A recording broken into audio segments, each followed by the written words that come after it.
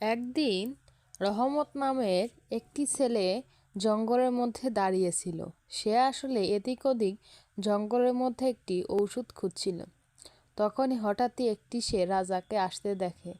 সে তখন সেদিকে অবাক হয়ে চেয়ে থাকে, কারণ এখন তো এখানে কোনো রাজা থাকে না জঙ্গলের আশেপাশে।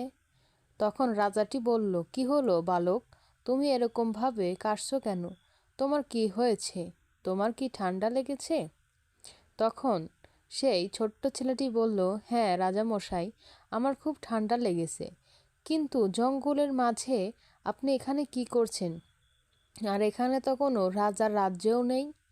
তখন সে রাজাটি তাকে একটি গাছ দিল আর বলল, এটি খেলে তুমি ভালো হয়ে যাবে। আমরা দেখলাম যে রাজাটি হঠাৎই একটি ভয়ানক ভূতে পরিণত হলো।